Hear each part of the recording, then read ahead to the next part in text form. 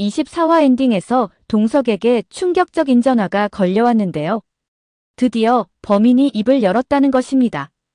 그런데 그 배후가 정말 충격적이었는데요. 바로 신라주조라는 것이죠. 동석 입장에서는 당황스러우면서도 난감한 상황이 아닐 수 없는데요. 이미 두 집안은 결혼 날짜까지 잡은 상태였죠. 또 한편으로는 자신이 독고탁에게 농락당한 셈인데요.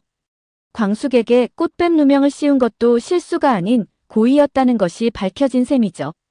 자신이 좋아하는 여자에게 치명적인 누명을 씌운 건데요. 정말 동석으로서는 용서할 수 없는 일이죠. 동석은 이 상황을 어떻게 해결할까요? 세리는 잘못이 없지만 저런 범죄자하고는 사돈 따위를 절대 맺을 수 없죠. 더구나 이제 세상에 알려지는 건 시간 문제인데요. 당장 시급한 것 중에 하나가 진실을 정확히 알고 파혼을 선언하는 것입니다.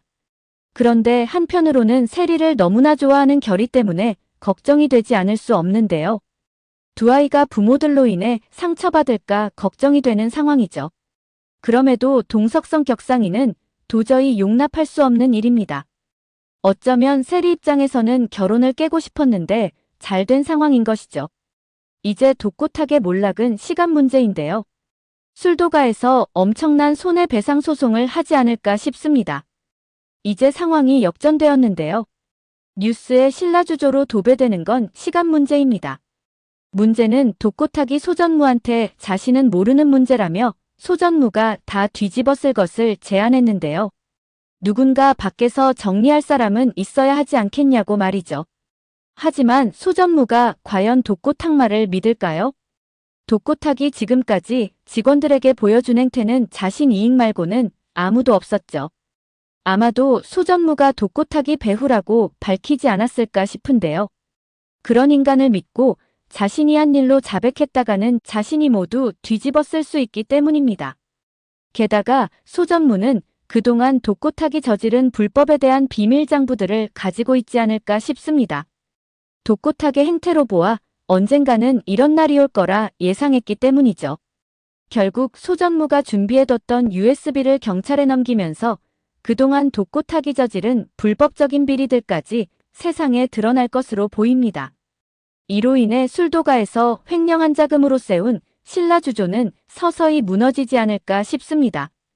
다 가진 것이 조금 가진 것까지 뺏으려다 제대로 당한 것이죠.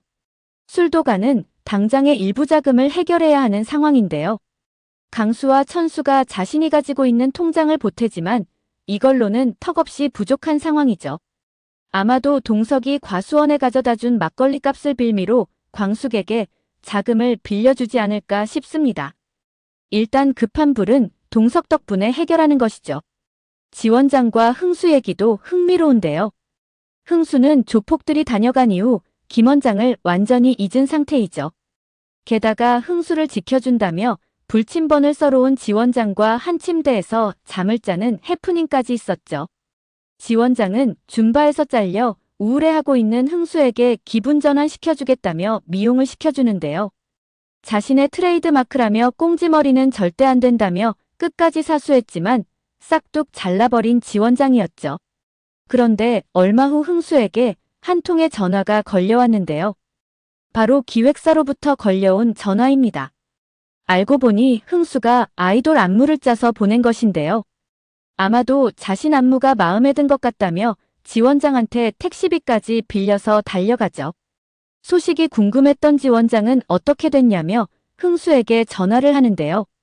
그런데 어찌 된 일인지 옥탑방에서 소주를 마시고 있는 흥수입니다.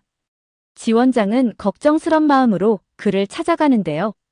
흥수는 세상 모든 것이 끝난 듯 자신은 아무짝에도 쓸모가 없다며 한탄을 하죠. 그러다 지원장은 자신이 흥수 팬클럽 회장이었음을 말하는데요. 자신은 항상 흥수 옆에 있었다는 것입니다. 두 사람은 이렇게 과거를 회상하며 또다시 술잔을 기울이는데요. 다음 날 깨어난 두 사람은 또다시 한 침대에서 발견되죠. 아마도 이번에야말로 진짜로 지원장이 임신한 것이 아닐까 생각됩니다.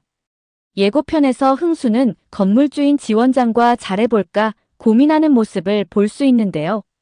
이는 단순히 돈 때문이 아니라 지원장이 자신이 백댄스 시절부터 늘 옆에서 자신을 지켜줬다는 것에 감동했었죠. 지원장은 돈 걱정하지 말고 오빠 하고 싶은 거 다 하게 해주겠다며 흥수를 응원할 것 같은데요. 흥수는 지원장 응원에 힘입어 새로이 무언가에 도전하지 않을까 싶죠. 이렇게 두 사람의 본격적인 러브라인이 시작되지 않을까 싶습니다. 사실 지원장은 자수성가한 사람인데요. 현재 건물이 여러 채임에도 누구에게도 티내지 않고 성실히 하루하루 열심히 살아가고 있는 사람이죠. 흥수가 이런 지원장을 잡는다면 진짜 복덩이를 잡는 것입니다. 독고탁은 술도가가 어려워지자 기다렸다는 듯이 광숙을 찾아와 술도가를 자신한테 넘기라고 압박했는데요. 회복 불가능한 술도가를 껴안고 있으면 모두 길거리에 나앉을 거라며 협박하죠.